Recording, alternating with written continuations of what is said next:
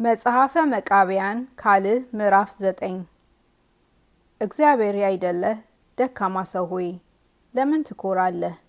ዛሬ ሰው ሆነህ የምትታይ አንተ ነገ መሬት አመድ ነህ፣ በመቃብርም ፈጽመህ ትል ትሆናለህ።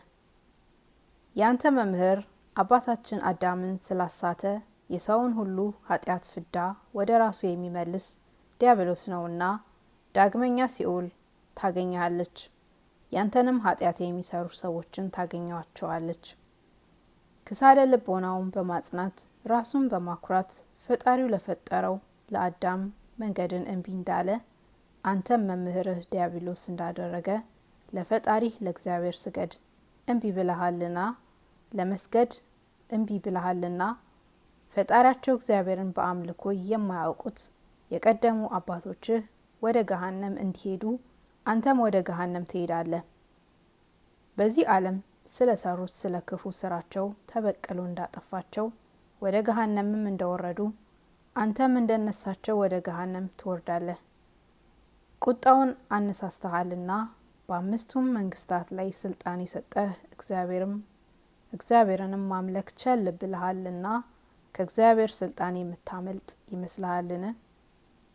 ፈቃዱን ታደርግ እንደው አታደርግም እንደው መርምረህ በዚህ ዓለም በጎ ስራ ብትሰራ ግን እግዚአብሔር ስራህን ሁሉ ያከናውንልሃል። በእጅህም የያዝኸውን ስራ ሁሉ ያከናውንልሃል፣ ይባርክልሃል። ጥንተ ጠላቶችንና የዕለት ጠላቶችን ያስገዛልሃል። በመግባትህና በመውጣትህ ከባህሬህ በተወለደ በልጅህም በመንጋዎችህና በድልቦችህ እጅህንም ባኖርክበት ስራ ሁሉ በልብህም ባሰብከው ሁሉ ደስ ይልሃል። እንዲህ ታደርግ ዘንድ ትሰራ ትተክል ታፈርስም ዘንድ ከእግዚአብሔር ዘንድ ስልጣን ተሰጥቶሃልና ሁሉ ይታዘዝልሃል። ነገር ግን የእግዚአብሔርን ቃል ባትሰማ በሕጉም ጸንተህ ባትኖር የእግዚአብሔር ፍርዱ እውነት ነውና ካንተ አስቀድሞ እንደነበሩ በሚገባ እግዚአብሔርንም እንደሚያመልኩት በቀና ሕጉም ጸንተው እንዳላመኑ ወንጀለኞች ከእግዚአብሔር ስልጣን የምታመልጥበት የለም። ሁሉ በፊቱ ፈጽሞ የተገለጠ ነው እንጂ ከፊቱ የሚሰወር የለም። የነገስታቱን ስልጣን የሚይዝ የኃይለኞችንም ዙፋን የሚገለብጥ እርሱ ነው። የተዋረዱትን ከፍ ከፍ የሚያደርግ የወደቁትን የሚያነሳ እሱ ነው። የታሰሩትን የሚፈታ የሞቱትንም የሚያስነሳ እሱ ነው። የይቅርታ ጠል ከሱ ዘንድ ይገኛልና ስጋቸው የፈረሰ የበሰበሰ እንደ ትቢያም የሆነን ሰዎችን በወደደ ጊዜ ያስነሳቸዋል። አሳዝነውታልና ክፉ ስራ የሰሩ ሰዎችንም አስነስቶ ፈርዶ ወደ ገሃነም ይወስዳቸዋል። እነሳቸው የእግዚአብሔርን ስርዓቱንና ሕጉን ያፈረሱ ናቸውና በዚህ ዓለምም ልጃቸውን ያጠፋል። ከኃጢአተኞች ሰዎች ስራ የደጋጎች ሰዎች ስራ ጭንቅ ነውና ኃጢአተኞች ሰዎች በደጋጎች ሰዎች ምክር ይኖሩ ዘንድ አይወዱም። ሰማይ ከምድር የራቀ እንደሆነ እንደዚሁ የደጋግ ሰዎች ስራ ከኃጢአተኞች ሰዎች ስራ የራቀ ነው። የኃጢአተኞች ሰዎች ስራ ግን የቅሚያና የኃጢአት የዝሙትና የበደል የስስትና የክዳት ስራ ነው። በበደል መስከርና የሰውን ገንዘብ መቀማት ነው። የሰውን ደም ወደ ማፍሰስ ፈጥኖ መሄድ ነው። ወደማይጠቅም ጥፋትም መሄድ ነው።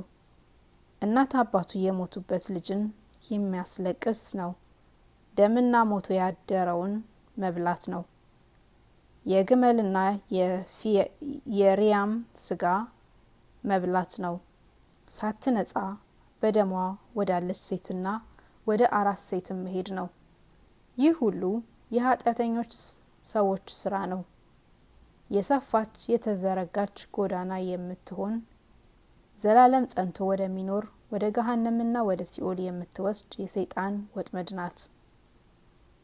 ፈጽማ ጠባብ የምትሆን የጻድቃን ጎዳና ግን ወደ ደህንነት ወደ የዋህነትና ወደ ትህትናም ወደ አንድነትና ወደ ፍቅርም፣ ወደ ጸሎትና ወደ ጾምም፣ ወደ ስጋም ንጽህና ከማይጠቅም ሰይፍ ንሮ የተቆረጠውንና ሙቶ ያደረውን ከመብላት ወደ ጎልማሳ ሚስት ከመሄድና ከዝሙትም ወደ መጠበቅ የምትወስድ ናት።